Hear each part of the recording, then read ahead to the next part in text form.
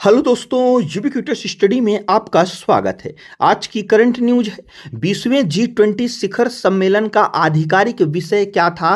तो दोस्तों इसका सही उत्तर हो जाएगा सॉलिडेरिटी, इक्वलिटी, सस्टेनेबिलिटी, यानी कि एकजुटता, समानता, स्थिरता। ऑप्शन बी इसका जो है सही हो जाएगा। आइए इसको हम लोग डिटेल्स में देख लेते हैं। दोस्तों 20वां G20 शिखर सम्मेलन 22 से 23 नवंबर 2025 को दक्षिण अफ्रीका के जोहान्सबर्ग में आयोजित किया गया।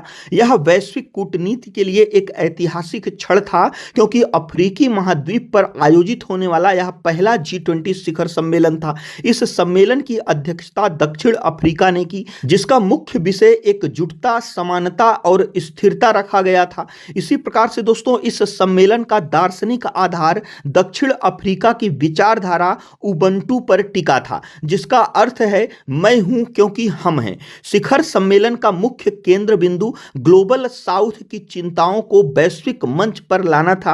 अफ्रीकी संघ ने पहली बार एक पूर्ण अस्थायी सदस्य के रूप में अपनी सशक्त उपस्थिति दर्ज कराई, जिससे G20 अब और भी अधिक समावेशी बन गया है। इसमें एक शब्द आया है ग्लोबल साउथ। इसका मतलब क्या होता है, इसकी चर्चा हम लोगों ने कई बार किया है। इसमें दोस्तों हम लोग इसको ग्लोबल साउथ को और अच्छे से जो है समझ लेते हैं। तो दोस्तों ग्लोबल साउथ कोई भौगोलिक शब्द नहीं है, बल्कि यह एक भू राजनीतिक और आर्थिक पहचान है। यह उन देशों का समूह है जिन्हें अक्सर विकासशील, कम विकसित या उभरती अर्थव्यवस्था कहा जाता है।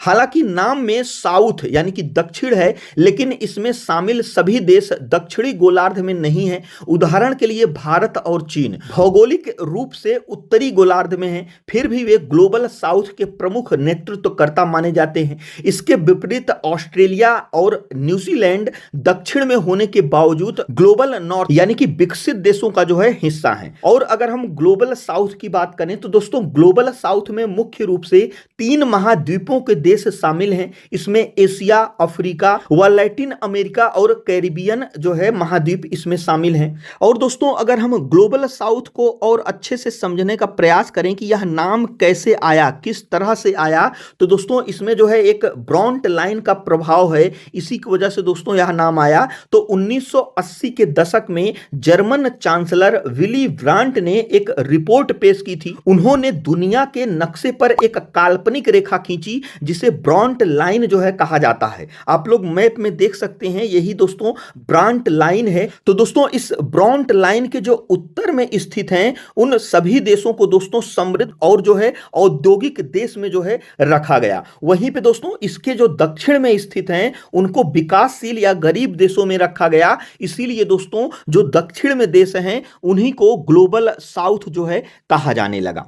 इसी प्रकार से दोस्तों अगर हम प्रमुख निष्कर्ष और उपलब्धियों की बात करें तो दोस्तों इसमें आ जाता है मिशन 300, यानी कि विश्व बैंक और अफ्रीकी विकास बैंक के साथ मिलकर 2030 तक 300 मिलियन अफ्रीकी देशों को बिजली तक पहुंच प्रदान करने का संकल्प लिया गया। बहुपक्षीय सुधार यानी कि अंतरराष्ट्रीय वित्तीय संस्थानों जैसे IMF और वर्ल्ड बैंक में विकासशील देशों की हिस्सेदारी और प्रतिनिधित्व बढ़ाने पर सहमति बनी। डिजिटल पब्लिक इंफ्रास्ट्रक्चर यानी कि दोस्तों भारत द्वारा शुरू की गई डिजिटल क्रांति की तर्ज पर वैश्विक स्तर पर सुरक्षित और समावेशी डिजिटल ढांचे को बढ़ावा देने पर जोर दिया गया। दोस्तों जैसा कि हम लोगों को पता है, कुछ साल से अगर हम भारत की बात करें तो यहां पर दोस्तों एक प्रकार से जो है डिजिटल क्रांति चल पड़ी है। इसमें दोस्तों पेमेंट से लेकर कोई भी चीज दोस्तों ज्यादातर चीजें जो है ऑनलाइन में आ गई हैं। लेकिन अगर इसकी तुलना में और देशों की अगर हम बात करें तो भारत की सबसे अच्छी क्वालिटी डिजिटल क्रांति में क्या है कि जो हम लोग पेमेंट वगैरह करते हैं उसमें दोस्तों किसी भी प्रकार का चार्ज नहीं लगता है। और अगर हम और देशों की बात करें तो वहां पर चार्ज लगता है। इसीलिए दोस्तों भारत की जो डिजिटल क्रांति है वह और देशों से थोड़ा सा जो है अलग है, इसीलिए इस पर भी जो है फोकस किया गया। और दोस्तों भारत ने इस सम्मेलन में खाद्य सुरक्षा, ऊर्जा संक्रमण और जलवायु न्याय जैसे मुद्दों पर अपनी बात मजबूती से रखी। सम्मेलन के के समापन पर दक्षिण अफ्रीका ने 2026 की अध्यक्षता के लिए संयुक्त राज्य अमेरिका को जो है मशाल सौंपी है। यानी कि दोस्तों जो 2026 का G20 अध्यक्षता है वह अमेरिका के द्वारा जो है